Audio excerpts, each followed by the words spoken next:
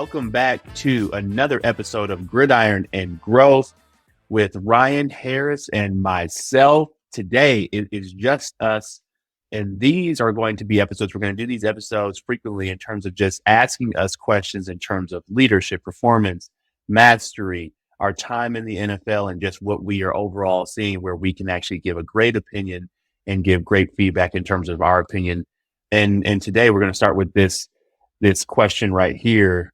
You've played on the biggest stages, including Super Bowl 50. What insight can you offer to any emerging leader undergoing the transformation of how to show up and execute under the bright lights when it really matters? Go ahead, Benny Fowler.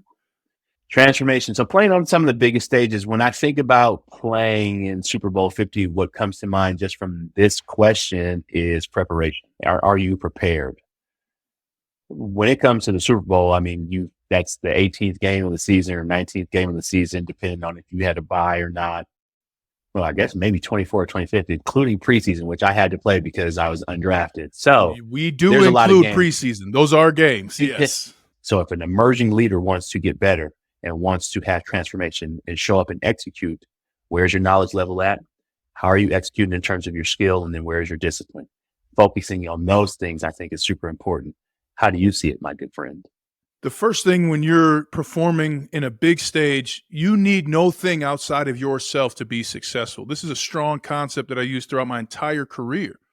It's something I got from the Book of Five Rings. A sword is only dangerous depending on who holds it, right? So as a leader, when you're into a new space, you don't need anything outside of yourself. And I love that you talk about knowledge, skill, and discipline, because what is your knowledge? I mean, yeah, if you're a new leader and you've done no work to prepare, it's going to go bad. We know this, right? If you don't build a house the right way, it's going to fall down, right? And in terms of kind of transforming and becoming a new leader, communication.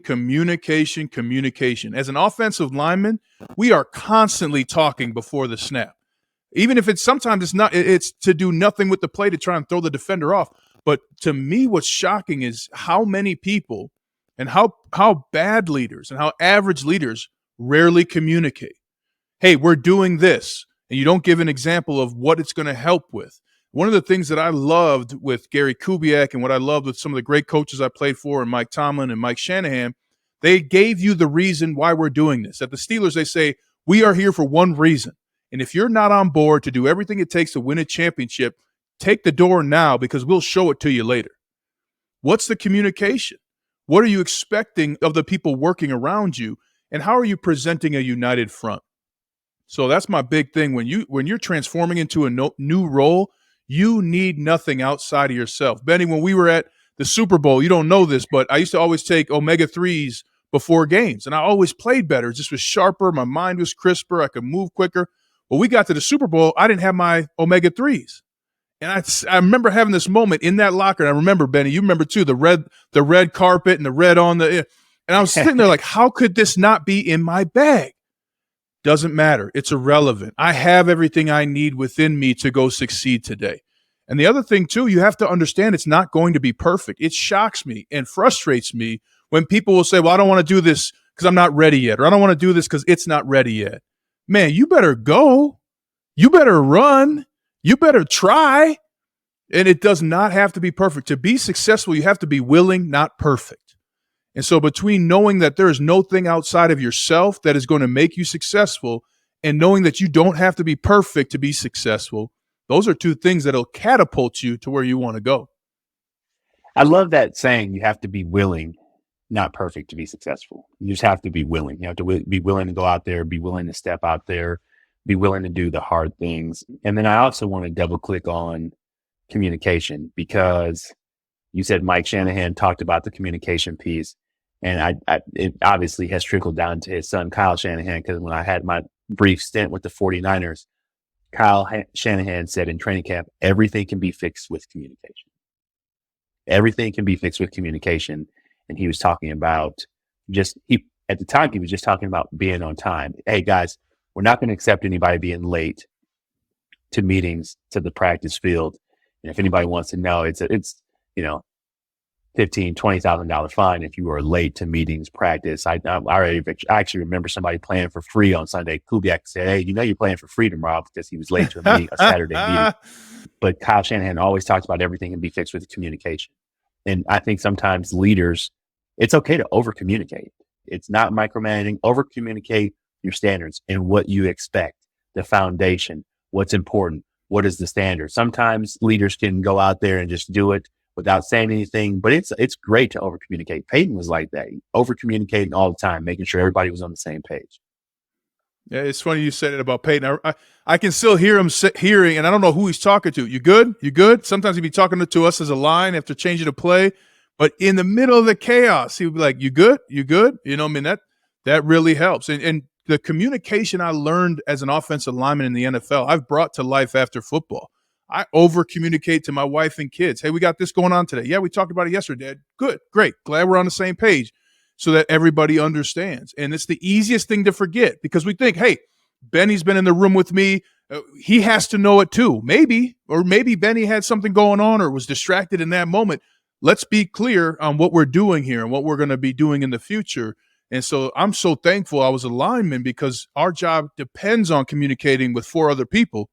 And then I've been able to bring that to my life as a father, as, husband to 1 and father to 3. I got a group of 4 now. We're our own O-line, bro. We're ready to go, and we're aware of everything going on because of the communication.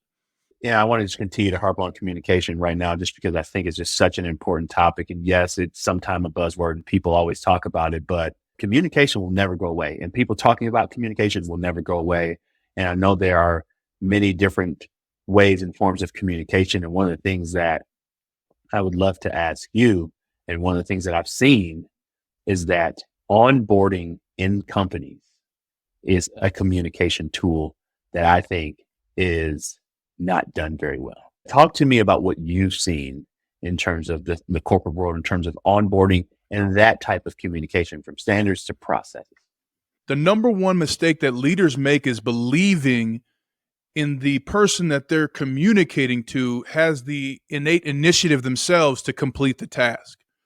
It can be a communication of, hey, I need this ready by Thursday. Well, what do you need ready by Thursday? Do you need a draft? Do you need a final revision? The incomplete attention to whether or not the person you're communicating to has the initiative to finish or has all the information to finish. That's the number one mistake I see leaders make when communicating. What are you seeing? Yeah, I see the number one thing. I think everybody should just know, or, hey, you'll figure it out. You'll figure it out as time goes on, which is one thing that is a pet peeve of mine, is that if I'm coming into a situation or I am working with somebody who's coming into a situation, I'm trying to help them perform better. And they're like, they're not up to standards. They're not performing. They don't have a high standard. No, they walked into the door and you didn't establish that the right way. When you walk into the Broncos facility, especially the Broncos facility, and then another one that stands out is the New York Giants facility. You walk right through the front doors. The first thing you see are the trophies. It's 5 Super Bowl trophies in New York. It's 3 in Denver. It was 2 before we won ours. You knew what the standard was. NFL does the best job, at least the teams that I've played for, in terms of onboarding you. Hey, here are the people you need to talk to. This is where you get your cleats. This is who you talk to in terms of travel. This is who will help you with finding a place to live.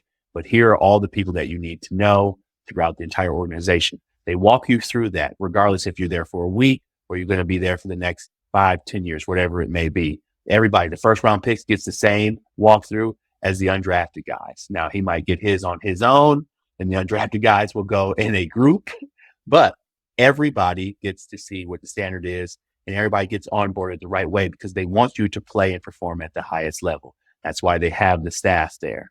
And I think organizations and companies, especially in the startup world, because they are a startup, that's things that you can start developing right now, is having people understand your standard, your values, and what does it look like to do this at the highest level, and who to talk to in the organization. Yes. The question from Margie is, how do people lead better? She said Gallup has a poll, and they said the number one reason why people leave their job is because of their boss or their manager. So how do people lead teams better? Great leaders accept information from people throughout the organization. And bad leaders have no process for changing their opinion, viewpoint, or initiative based on the information from throughout the organization. And it's shocking to me how many times leaders, hey, it's Benny's fault. I told him he didn't get it. What? Well, maybe you told him, but how did you tell him? Did you scream it at him? Did you yell it at him? Did you walk him through the process? Did you ask him what he was thinking? Bad leaders cannot wait to say that it's not their problem, it's the problem with the staff. Great leaders say, okay, we have this problem on my team, on a team that I'm on. What's my role in helping to fix this problem? And great leaders listen to others, especially those who, as some of them are called, naive experts, people who are on the ground. I think about when we played against San Diego. Final game of the year, we won the Super Bowl. We needed to win that game to have home field advantage. And we were running the ball at a great clip, turning the ball over when we threw the ball. I went over to Gary Kubiak and said, hey, man, pull your head out of your tail and let's run the bleeping ball. Guess what we did? Ran for over 200 yards. That's a great leader. He was stuck in his book, stuck in his plan. He heard me speak to him, and he said, okay, let's do it. And we won the game. Like, that's a great leader to me. So when I talk to leaders who they're like, hey, I want to build a great team, I'm like, great, what's your process for being wrong? Or what's your process for dealing with new information from the experts who are actually doing it? And if you don't have an answer to those two questions, you cannot build an effective team. I think when I think about leadership, number one thing I think about is my dad and leading teams at Ford. So when he was the COO of Jaguar and Land Rover, he was over there and they were losing a lot of money. And he went over there. I think they were losing $250 million, and in 2 years, $750 million profit. One of the key lessons that he always tells me and that he talks about is giving people the authority to fail. Giving people the authority to fail. And if you fail, we fail together. You do not fail alone. Like, if you fail, then I'm failing with you, and we are all on the same page.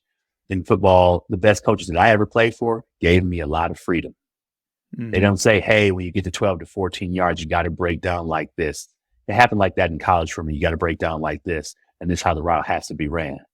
Peyton, hey, be creative and get open. But I want you at 12 to 14 yards. How you get there doesn't matter. Just be ready to catch the ball. So I love that. And I love that you can give people the opportunity to be themselves and be creative in an organization. But people who want to lead teams, you have to lead yourself first. What are your values? What do you stand for? And then once you know your values as a leader, what are your team's values, your company's values? What are the examples of, those values being shown every single day? Do you have meetings to say, hey, these are our values and this is how I saw such and such execute this value this week? Or can somebody share how they've executed one of the core values on our team? Can somebody share a story in terms of how they use one of our core values as an example? And I think having leaders like that can create tremendous high performance. And if people are leaving their job because of their boss, not because of higher pay, but because of the boss, man, that's a reflection of leadership, number one. And then number two, leaders. Like, are you self-aware? I think the number one key attribute for the best leaders they're the most self-aware people, at least the best leaders that I've been around that are my friends and teammates and corporate professionals that I see. They're very aware people. Like, I got to do that better. Peyton was always good at that. I don't know if you would always hear him in the meeting room. He's like, that's on me. So he would always say that. He's just a very aware person.